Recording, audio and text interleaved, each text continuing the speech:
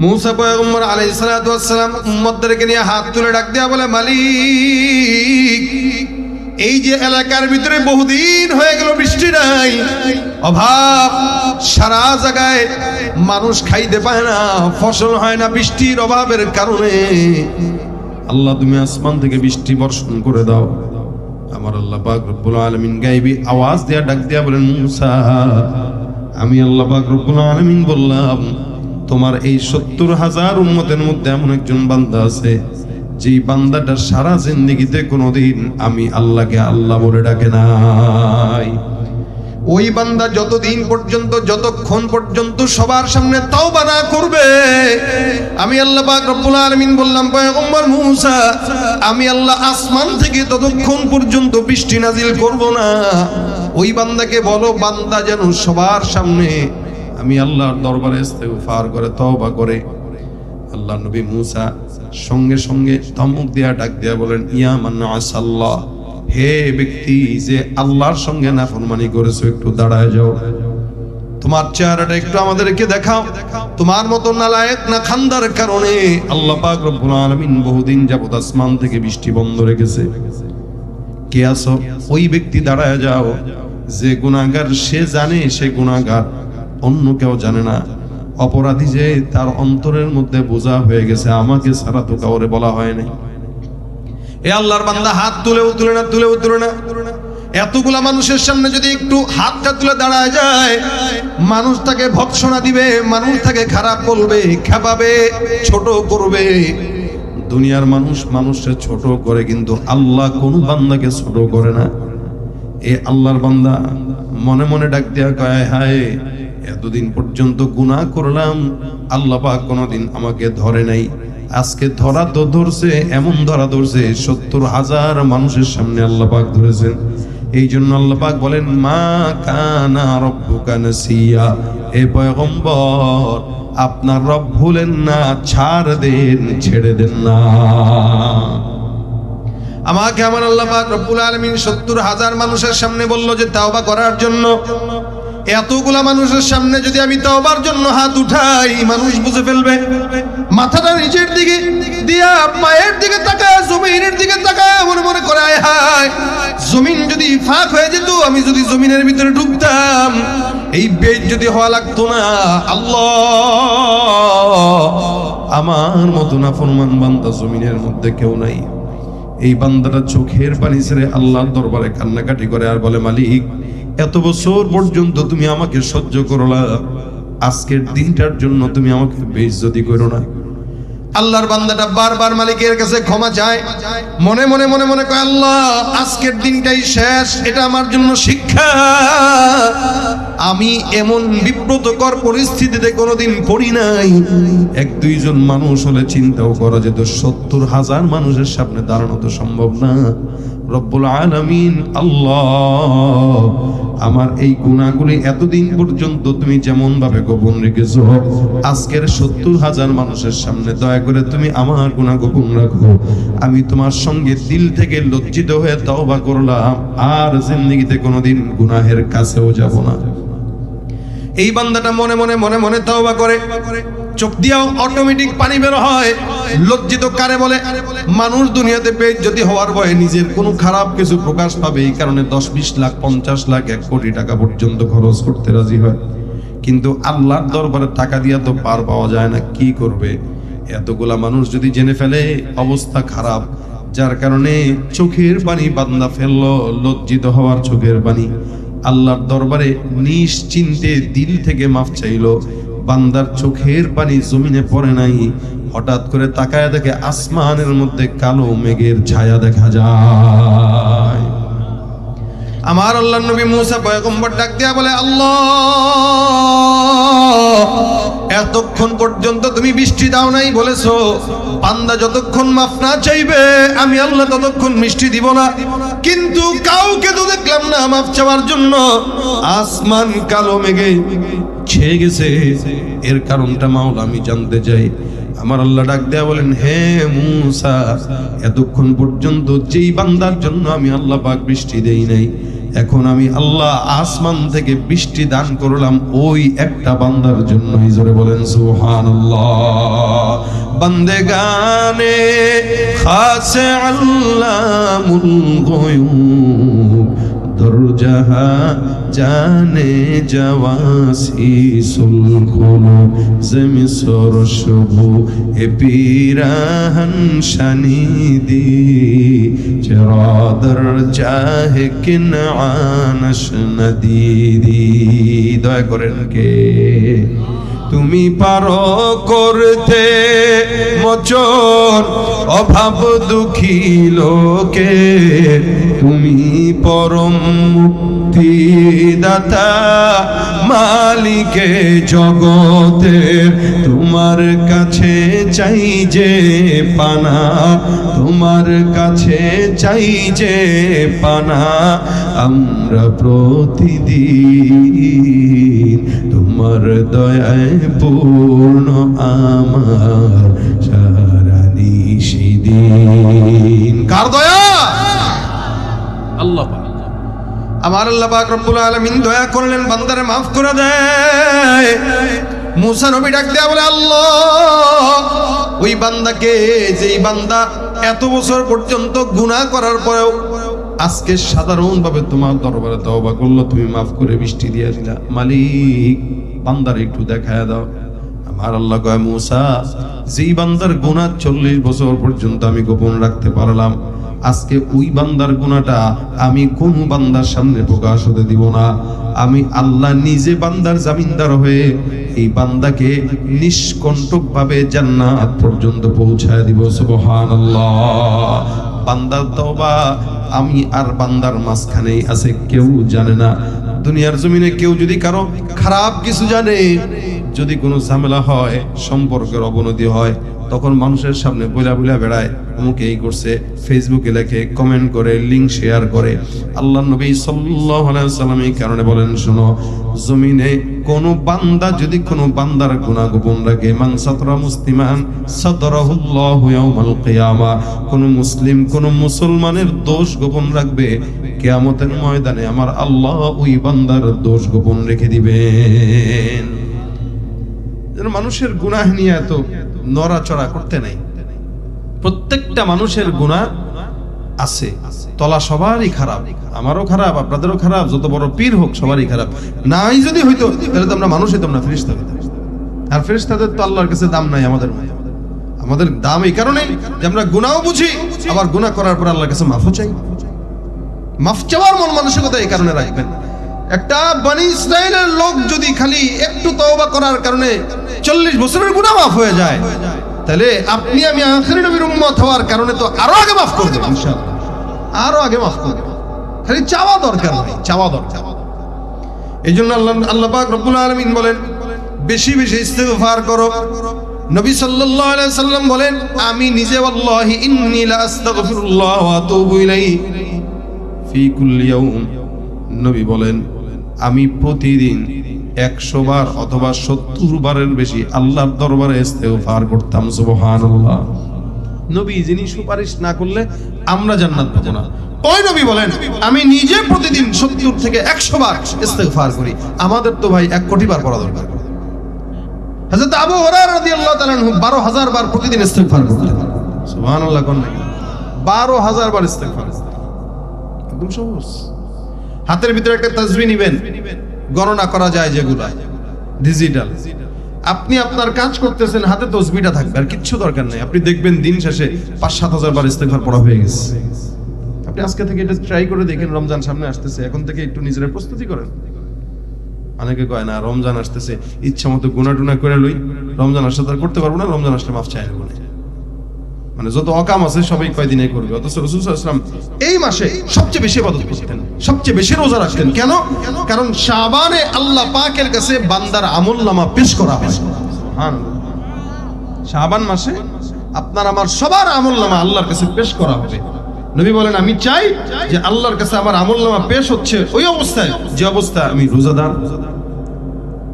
আপনি গুনাহ করতেছেন, যদি আপনার ওই সময় আপনার আমলনামা আল্লাহর কাছে পেশ করা হয়, আপনি আল্লাহর কাছে একজন গুনাহগার হিসেবে উপস্থিত হইলেন, এটা ভালো হইল? এই জন্য এখন থেকে তৈয়ার হয়ে যাওয়া, বেশি বেশি জবান দিয়ে ইস্তিগফারের আমল এটা করবেন। ইস্তিগফার এটা এমন একটা আমল যে আমলটা বান্দার জিন্দেগীর সব বরকত দেয়। ইস্তিগফার কোন বান্দা যদি করে আল্লাহ পাক তারে মুস্তাজাবুদ দাওয়া বানায় দেয়। সুবহানাল্লাহ। মুস্তাজাবুদ দাওয়া মানে যে দোয়া করে ওটাই কবুল হয়। মুস্তাজাবুদ দাওয়া তাকে বলে সে যা বলবে আল্লাহ তাই শুনবে। সুবহানাল্লাহ। ইমাম আহমদ ইবনে হাম্বল রাহমাতুল্লাহ আলাইহির জামানায় উনি একবার সফরের মধ্যে বের হয়। রাত্রেবেলা সফর করতে করতে হঠাৎ করে রাত গভীর হয়ে গেল, কই যাবে? যেতে যেতে তাকায় দেখে একটা বাজারে দোকান, একটা যুবক বাজারের মধ্যে দোকানদারি করতেছে, রুটি বানায়, রুটি বেলে তারপরে মানুষ আসে। যেমন রাত্রেবেলা চায়ের দোকানগুলো খোলা থাকে, এই আল্লাহর বান্দার দোকানও খোলা। ইমাম আহমদ ইবনে হাম্বল ডাক দিয়া বলে, এ যুবক, আমি একজন মুসাফির, দয়া করে তুমি তোমার দোকানের মধ্যে আমাকে একটু থাকার ব্যবস্থা করে দাও রাত্রিটা। আল্লাহর বান্দা যুবক ডাক দেয়া বলে, হুজুর আমার দোকানে থাকেন, কোনো সমস্যা নেই ফজর পর্যন্ত। ইমাম আহমদ ইবনে হাম্বল রাহমাতুল্লাহ আলাইহি বসে বসে কিতাব মুতালা করেন। হঠাৎ করে খেয়াল করলেন যেই যুবকটার দোকানে বসলেন, যুবকটা রুটি বানায়, রুটি বেলে, আর জবান দিয়া একটা শব্দ সুরে সুরে আস্তাগফিরুল্লাহ আস্তাগফিরুল্লাহ আস্তাগফিরুল্লাহ। কেউ রুটি কিনতে আসে, রুটি দেওয়ার সময় আস্তাগফিরুল্লাহ, যাও আটা বানায়, আটা বানানোর সময় আস্তাগফিরুল্লাহ, এমনি বসে রয়েছে আস্তাগফিরুল্লাহ। ইমাম আহমদ ইবনে হাম্বল রাহমাতুল্লাহ আলাইহি নজর দিলেন, সারা রাত যুবকের জবানে একটাই শব্দ আস্তাগফিরুল্লাহ, এছাড়া অন্য কোনো শব্দ নেই। ইমাম আহমদ ইবনে হাম্বল রাহমাতুল্লাহ আলাইহি ফজরের আগ দিয়া ডাক দিয়া বলে, যুবক, আমি তোমাকে একটা জিনিস লক্ষ্য করলাম, তুমি যতক্ষণ পর্যন্ত দোকান কাজ করলা ততক্ষণ পর্যন্ত কেবল জবানে একটা শব্দ উঠাইছো আস্তাগফিরুল্লাহ। এমন যুবক আমি দেখি নাই। হে মুসলমান, আল্লাহ নবী বলেন, যেই যুবকগুলা ইস্তিগফারের আমল জবানে উঠাবে, নামাজ কালাম পড়বে, ইবাদত থাকবে, আল্লাহ নবী বলেন, ওয়াশাবুন নাশা ফি ইবাদাতিল্লাহি তাআলা, এই সমস্ত যুবক যারা যৌবনটা আল্লাহর প্রেমে কাটায়, ইবাদতে কাটায়, জিকিরে কাটায়, কিয়ামতের কঠিন ময়দানে সূর্য যেদিন 1 বিঘা উপরে থাকবে, আল্লাহ রাসূল সাল্লাল্লাহু আলাইহি ওয়াসাল্লাম বলেন, ওই কঠিন দিনে ওই বান্দা যখন ছায়ার জন্য পাগল হয়ে যাবে, আমার আল্লাহ তাকে ধরে আল্লাহর আরশের নিচে ছায়ার বসায় দিবে। রোদটা এমন প্রখর হবে যে মানুষের নাড়ি বুড়ি পর্যন্ত গলে পায়খানা রাস্তা দিয়ে বের হয়ে যাবে, মগজ গলে যাবে, এরকম অবস্থা হয়ে যাবে। ঘামের সাগরে হাবুডুবু খাবে, ডুবে যাওয়ার উপক্রম হবে। ওই সময় আল্লাহ পাক ধরে ধরে এদেরকে আল্লাহর ছায়ায় আরশের নিচে বসায় দিবেন। সুবহানাল্লাহ। কারা? যে যৌবন বয়সে ইবাদত করে, বুড়া বয়সে তো ইবাদতে জুত আসে না, নামাজ পড়া যায় না, ওযু রাখা যায় না, মাজা ব্যথা, মুখ দিয়ে উচ্চারণ হয় না, যৌবন বয়সে সব ফিটফাট হয়। আল্লাহ আমাকেও যৌবন বয়সটা ইবাদতে কাটার তৌফিক দান করুক, আপনাদেরকেও করুক, বলেন আমিন। আল্লাহর নবী কি বলে, ইমাম আহমদ ইবনে হাম্বল দেখেন যে বেচারা ইস্তিগফার ইস্তিগফার ইস্তিগফার, জিজ্ঞাসা করলেন, বাবারে এরকম যুবক তো কোনোদিন দেখি নাই যে যুবকটাকে বলে ইস্তিগফার করে। যুবক ডাক দিয়া বলে, হুজুর, আমি আমার জীবনে যতবার ইস্তিগফার করলাম, ইস্তিগফারের বদৌলতে আল্লাহ পাক আমাকে একটা নিয়ামত দান করছেন। নিয়ামতটা কি? বলে, আমি যাই চাই আল্লাহ তাই কবুল করে নেন। এটা আমি একটা ফায়দা পাইছি। ভাই, আপনি যদি কোনো আমলে ফায়দা পান, আপনি বুঝবেন যে এই আমলটা করে আমি এই ফায়দাটা পাইছি।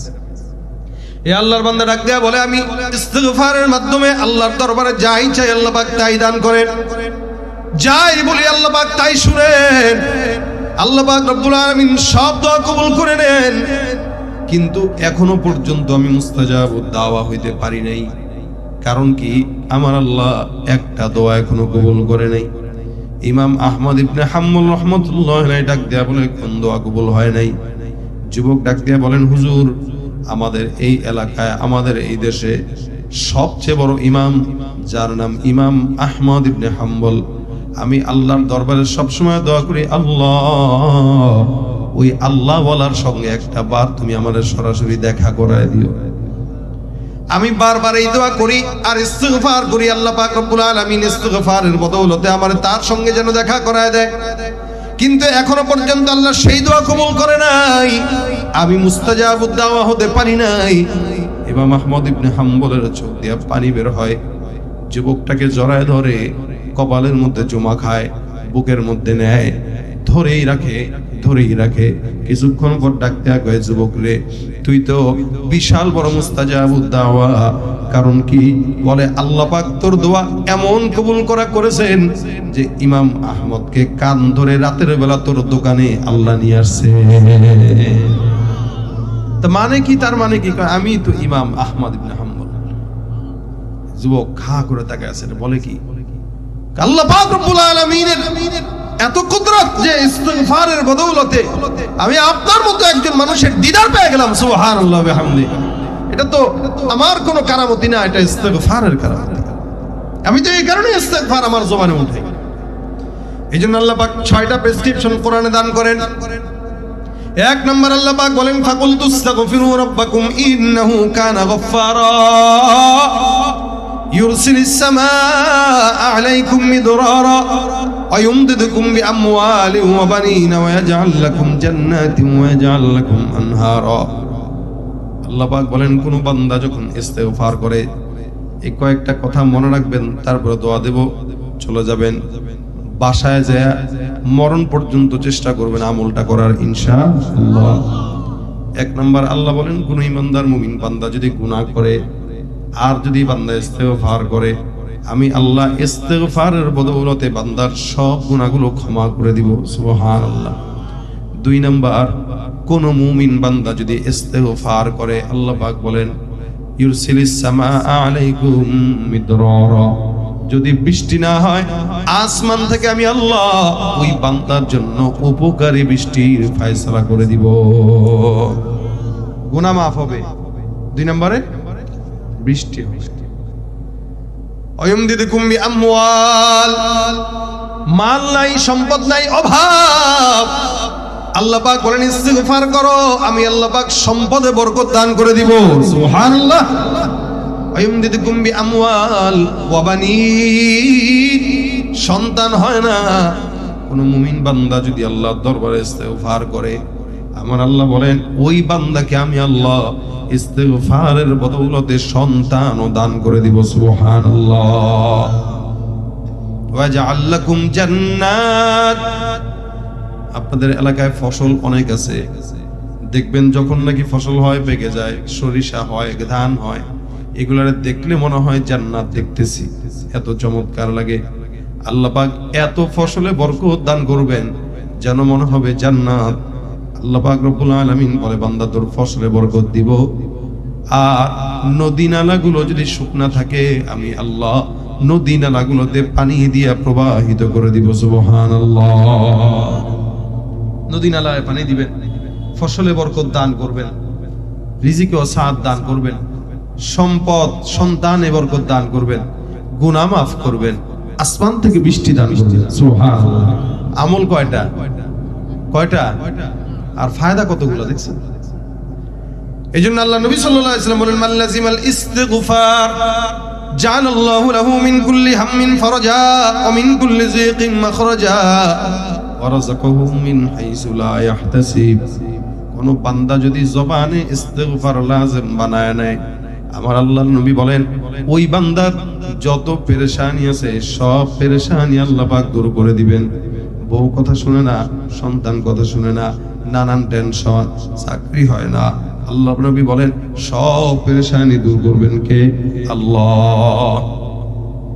রাস্তা বন্ধ, কোনো বিপদ, আল্লাহ রহমতের দুয়ার খুলে দিবেন আপনার জন্য। রিজিক নাই, এমন জায়গা থেকে রিজিক দিবেন, ওয়ারাযাকাহু মিন হাইসু লা ইয়াহতাসিব, কল্পনাও করতে পারবেন না এই রিজিক কোথা থেকে আসতেছে। তা আমলটা কি? আস্তাগফিরুল্লাহ, বলেন না আস্তাগফিরুল্লাহ, আস্তাগফিরুল্লাহ। ক্ষমা তো করবেন, কবরে যাওয়ার পর প্রশ্ন তো সহজ করবেন, জান্নাত আপনার জন্য আসান হয়ে যাবে। সুবহানাল্লাহ।